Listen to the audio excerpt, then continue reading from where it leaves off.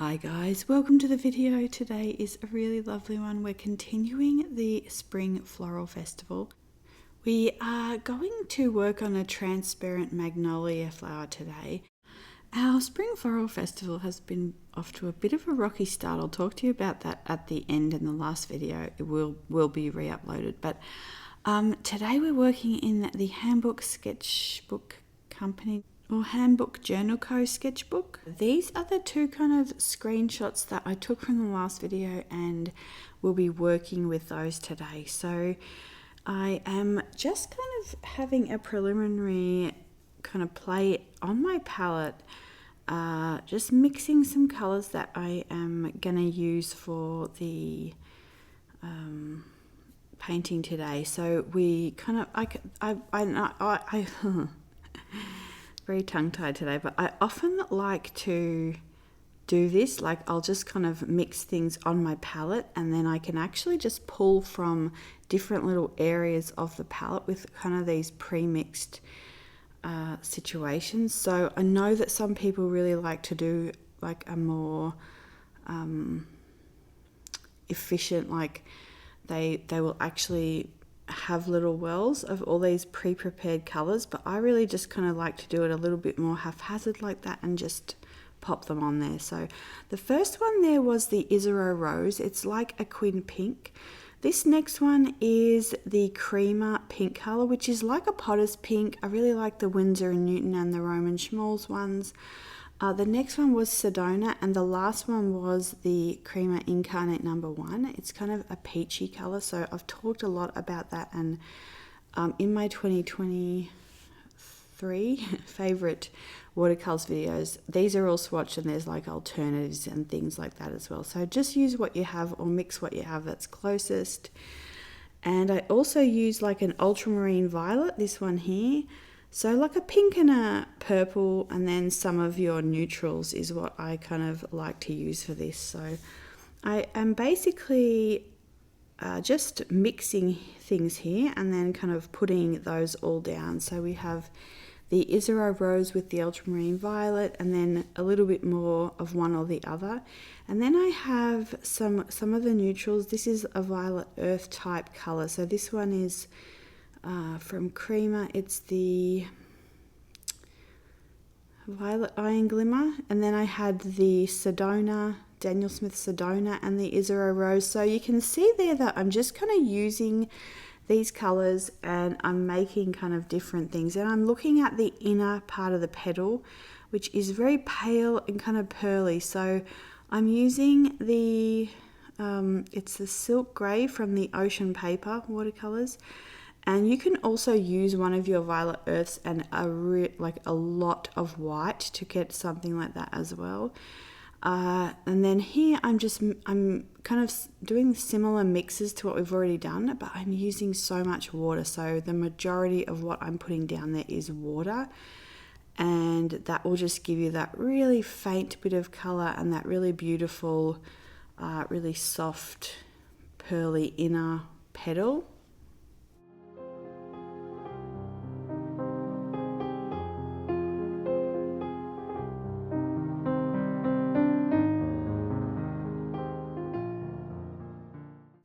So here I'm just also swatching out a couple of the greens. So this one is Greenleaf and Blueberry. I think it's their French Earth. This one is, I should have thought about this, Winsor & Newton Davies Grey. And then we have, this is a mix that I make with Daniel Smith Tiger's Eye and Lemon Yellow. It's kind of like a sap green, but it's just got it's a really bright kind of, almost like a more natural version of a spring green.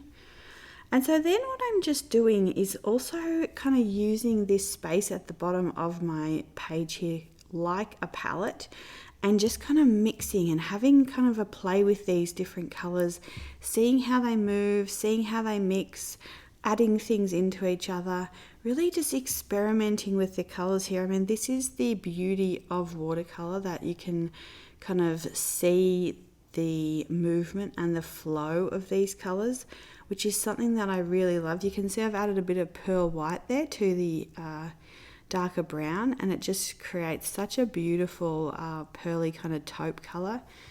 I'm also using there, this is the American Journey, what's it called? It could be like French grey, I think. So yeah, and so I've also put that in there because that's what I've been really using a lot. It's similar to a buff titanium. Yeah, so you can see there, like I'm just kind of enjoying putting these colours down, thinking about them next to each other, seeing how you can get these kind of subtle variations and different kind of shades and tints.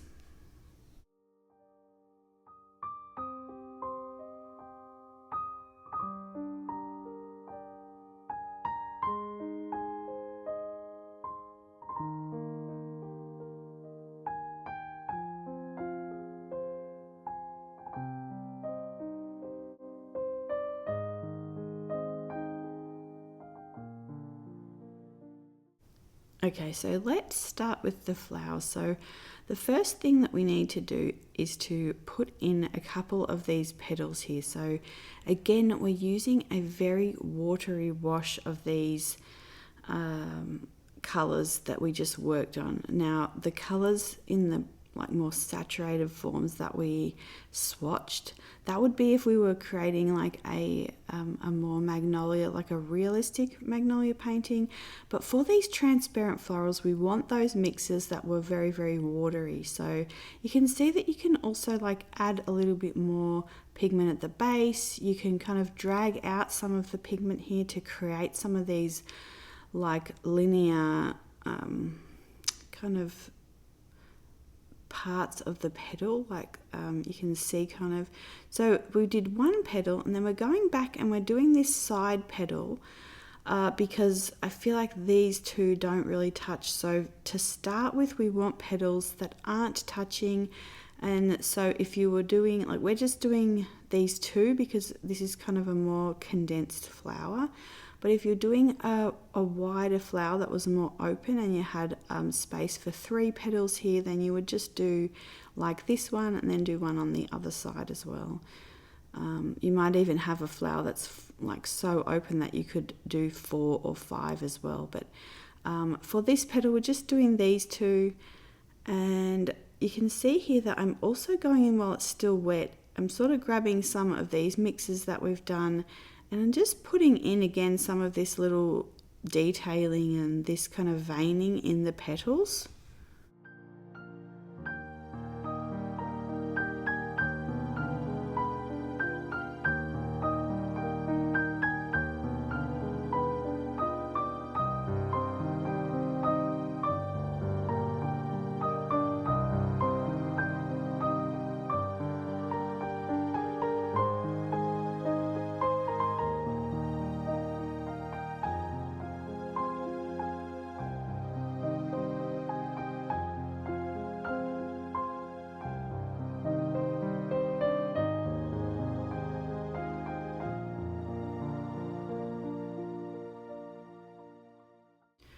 Okay, so I am taking my brush and I'm lifting out an area here. So I've just kind of put in all the colours and some different little sparkles and things that I wanted. And now I'm kind of looking here where there's this little bit of kind of like a highlight. And so I'm just lifting that out. So again, this is like a good time to kind of lift out colours, add in some detail. And so then we let that dry completely. That's the secret to the key to success to these flowers. You've got to let that first layer dry, and then we can start overlapping these petals. So that was fully dry. I am now going back in with another watery mix, and again a slightly different mix. We are kind of putting in this middle petal here. That's kind of in the middle there. So you can see I'm also here taking kind of more of one of the pink mixes, and we're going to put on the side of this petal, you can see here. So once these petals are dry, you kind of can put in the overlap or the curve of that petal, however that petal curved. We can go back in now and kind of add that curve back into that petal. So you can see it starts to come to life there once we do that. So But again, the whole key is to kind of just look at kind of where you can see, so we can see that petal there. So I start to put that in, and basically we can see the one side of the petal, but we know that there'll be like the petals curling, so we know there's another side to that petal. We can see one half of it, and then there'll be like a slight curve that would overlap. So we're going to put that overlapping kind of curve in, but we need to wait for this one side to dry first. So while we're letting all of that dry, I go in here, this is the green leaf and blueberry French grey, French earth, sorry, and I am going in and just starting the I'm not sure. I need to figure out all the names for these parts of the flowers, but we're going in and starting to put like the little sort of green part that actually held the bud, and then some of the little buds that are still like encased here, we're going to put that in the side as well. So once that's in, and especially because I know my colours aren't high flow, so I can put them next to each other, and I know that's not really going to bleed into the other one, which it doesn't matter if it does. I mean, if that's the effect that you're going for as well, that's the beauty and the magic of watercolours. So I'm not 100% worried about that, but I know that my colours just won't generally do that. That's kind of not one of their characteristics. But yeah, so I'm going back in here with some browns, and I really like a dark brown with like a granulating black, but also, so like Daniel Smith Hematite is one that's already kind of like that. I don't have that in this palette, but that's what I would generally kind of use. I'm going in here with some dark browns, and then also I was using the Wallace & Seymour Blue John, which is kind of like a really pretty granulating grey colour. So here you can see that I am going back in now. We're putting the fold or the curve the other side of this petal that we just put in. We're kind of getting another very watery wash and a slightly different mix. You can see here there's a little bit more of the Sedona in this mix to kind of show that it's a different part of the petal curving. And then we just again put that curve of the petal in, like what we think would be behind there. You can kind of see there, and then there's like, there'll be a little bit behind there. So I'm kind of showing that on here. And so you can see that it starts to build up, and it's the form there, and it starts to look quite 3D. And then I'm taking now this other flower, and I've put this one petal in, I've put the second kind of petal in here. I picked this flower because I really like the shape of it, and then I've put, you can see two more petals there that are not overlapping. So any that are going to kind of sit next to each other like that, I put in. You can see also when I'm doing the like the branch, that it's very kind of choppy. The branches are not smooth on the magnolia trees. So now I'm going in here, and this is something that I like to do kind of at this stage to kind of determine if I want the petal to go the whole way or not. So you can see here that I just actually take the petal kind of down kind of a little bit of the way, and I'm also leaving some highlights and just kind of leaving some of that. Otherwise it can get a little bit too dense in there as well. So I'm leaving a bit of light coming through that flower there.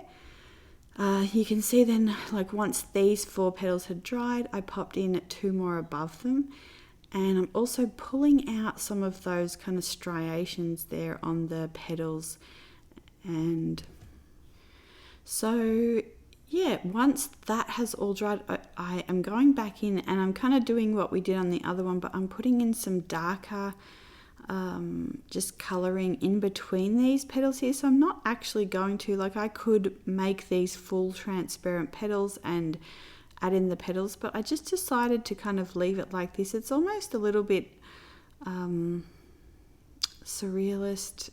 I don't know. I'm just kind of making some of this up. So some of it's transparent, some of it isn't. Really the whole thing is kind of transparent, but I'm just kind of playing with that idea.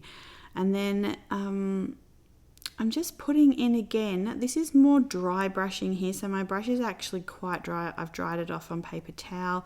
I'm just picking up little bits of that pigment and I'm just putting those in very, very faintly, and it just starts to kind of build up the surface of these petals and yeah, just give them a little bit more interest and also kind of movement. So yeah.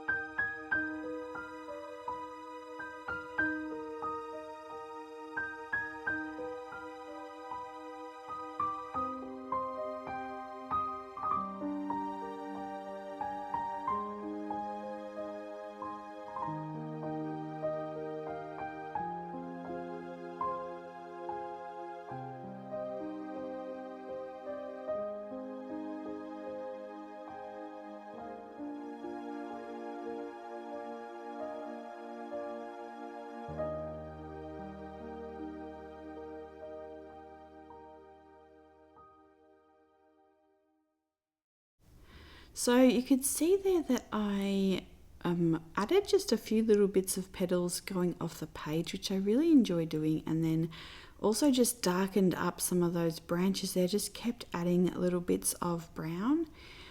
And yeah, basically we have our finished painted petals. So I hope this is something that you can kind of follow along and enjoy. And you can do this process with any flower that you might have in your garden or that you have, you know, on hand. This is one of the reasons I really liked the idea of the paper flower books that I showed at Christmas, because I'd love to make some flowers that I don't have access to be able to kind of look at those petals and how they're curving and yeah, kind of move them into, you know, poses that I want as well. But what I wanted to say about the Spring Floral Festival was we had, and so here's another one that I did, which is in the other video, and I'll talk about that in a second, but spring came late for us, and then I was really excited to kind of get a bunch of these videos done for you all through May, and I got really, really sick for almost a month, about 3.5 weeks, so the last video that started off the Spring Floral Festival, I was just not feeling well. The voiceover sounds terrible, so I really want to kind of be able to kind of send people back to that video as kind of explaining, you know, what this is, because I want to kind of go through summer with this.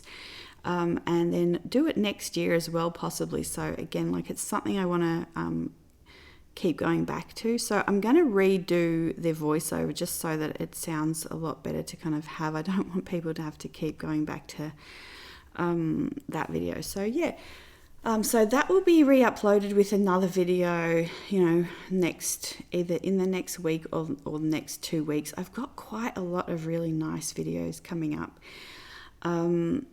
Also, these are some of the artworks that will be available, I think, on Saturday. So I have a couple more that I want to finish. And yeah, if you are interested in any particular, you can just email me or message me on Etsy. But otherwise, I'll just put these all up on Saturday when I have all the rest finished. And I will be re-uploading that video. So if there's anything that you wanted to kind of go back and refer to from the last video, yeah, I'll just redo the voiceover so it sounds a lot better, and I'll be popping that back up soon. So I hope that clears that up. But I hope you're all doing well, and I hope you're enjoying spring as well. So I know some of you are in autumn right now, but if there's any flowers that you're particularly enjoying, or you do try this with any flowers, let us know. It's so exciting to kind of hear what you're painting, where you're from, and kind of what you're working on as well. So yeah, you can see there's a really large one there. I think I'm going to paint over the kind of red around the top one and kind of change that a little bit, because it was very, very soft before I put that in. Yeah, I'm not sure how I feel about it, but anyway, I will see you guys, if not next week, definitely in 2 weeks, probably with the new voiceover and another floral installment. So I'll see you then. Bye.